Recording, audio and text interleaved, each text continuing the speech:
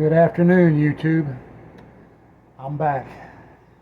It's been several months since I made a video. I've been battling that cancer, and I thought about making videos. I called this my victory tour. Changed the YouTube channel name to Victory Tours, and I thought about making videos while I was going through chemotherapy and all that stuff, but it seemed pretty untasteful. This is the first time I've been on the camera too, by the way, but I got all my hairs coming back. It's all changed colors now, but this is who I am. And the 359 is sitting out in front of the RV. So that's the reason why I've been gone for a while, because I went through radiation, went through chemo, now I'm going through immunotherapy and chemo, and finally got some good news last week. The tumor in my liver is shrinking, so we decided that we are going to get back onto this project. I'm feeling pretty darn good, and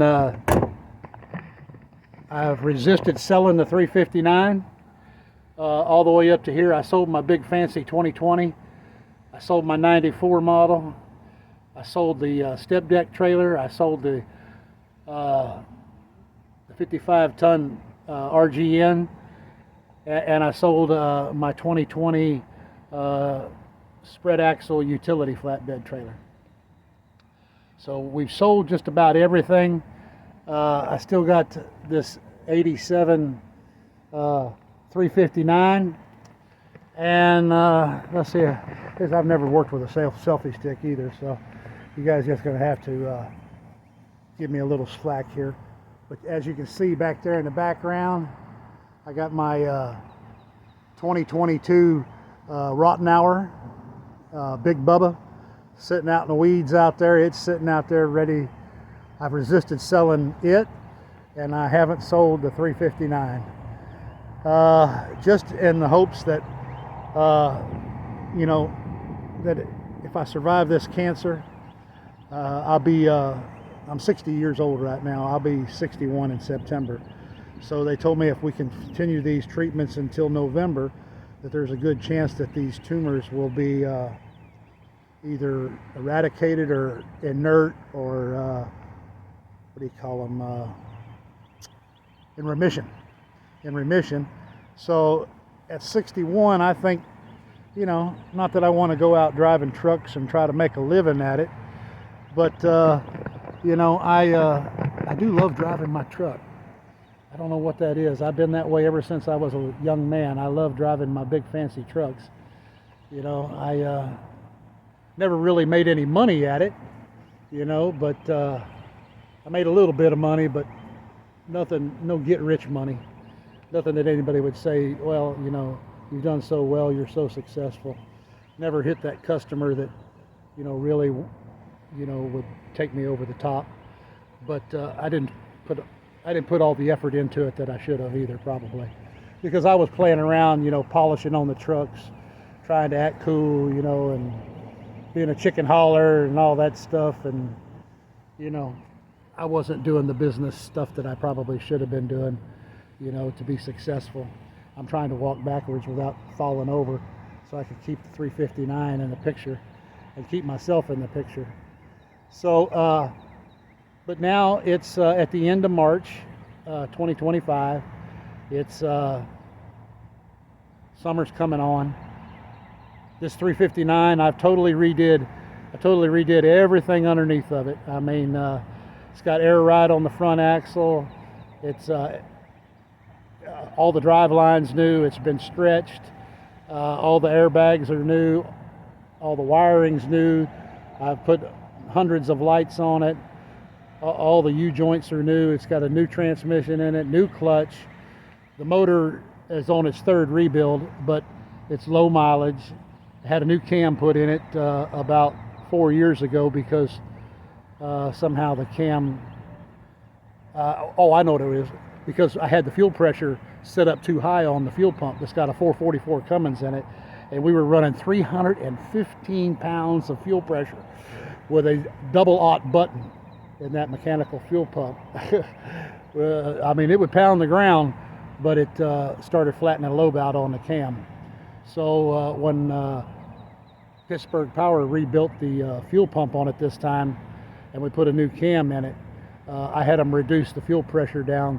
The guy at Pittsburgh Power is the one that set this motor up first with the new turbo and injectors, fuel pump, everything needed to, you know, make the. We changed the coolant out, you put the regular coolant system in there, got rid of that low flow coolant and all that stuff.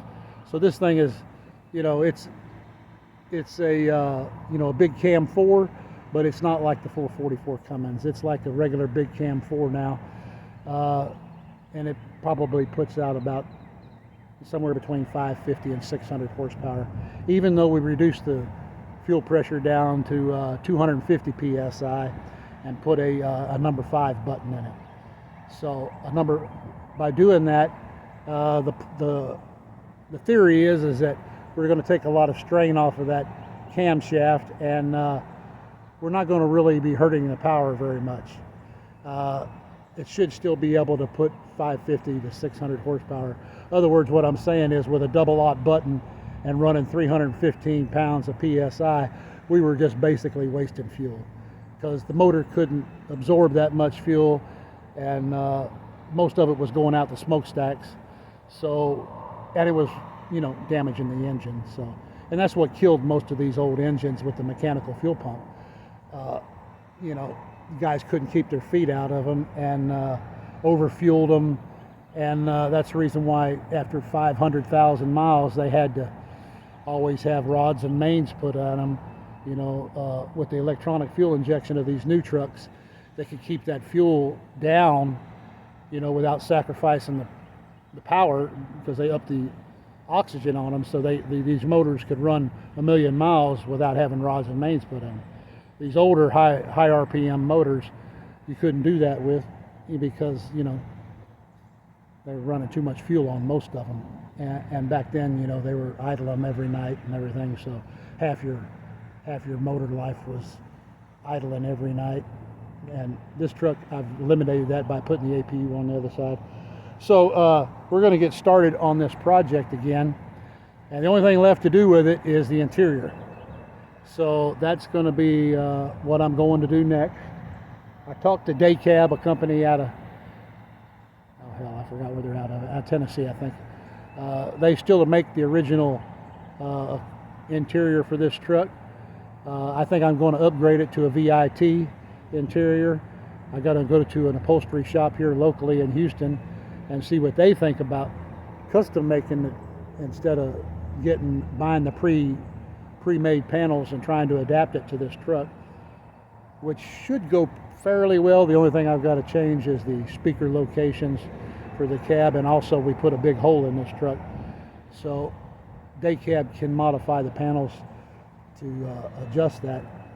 But I haven't decided if we're going to go with a custom shop here in Houston or just buy the panels from Daycab. And they swear up and down, oh, it's very easy, just take and screw it in there and all that stuff. And I've heard that already. Well, all this stuff they say is easy turns out to be a giant freaking work monster, like 12 gauge in that front axle kit. That some gun, oh my God, that was a giant cluster. I'll leave the other word out, but I spent a fortune getting that air ride front axle kit modified to this truck, and it was supposed to be an out-of-the-box bolt-on thing, and it was everything but that. So I just wanted to put a video out, let everybody know that I'm back up on my feet. My hair's come back. Of course, it's an entirely different color now. It's all gray now. The brown's just almost gone in it. I mean, there's just almost no brown left in that hair, which I guess I'm going to have to deal with, because, you know, and there's no brown left in my little mustache, my little chin fur here. So I guess nobody is escaping Father Time, and I am no exception to that rule.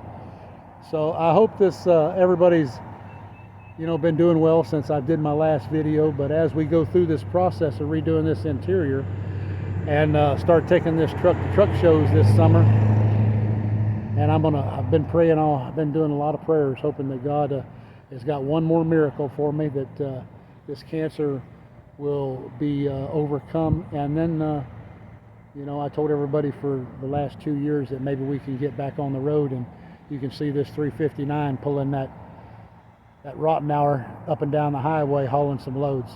That would be pretty fun too, to spend another year or two doing that before I completely retire, you know. So that's pretty much the update for today, and I hope me being ugly doesn't offend anybody, because this is the first time you actually got to see me. All the videos on my channel of me rebuilding this 359, I have not been in any of them. All you hear is my voice and the walk-arounds of the trucks. But I bought a stationary camera and a tripod, so I got an editing tool. So we're going to try to take some videos and learn how to do some editing, so that I can put more of the work on film with me actually doing the work, and do a little more commentary, and then just figure out how to edit it all together, you know, to make it viewable for YouTube. So I hope you guys have a great day, and we're on the recovery journey for the 359 and for myself. So have a great day.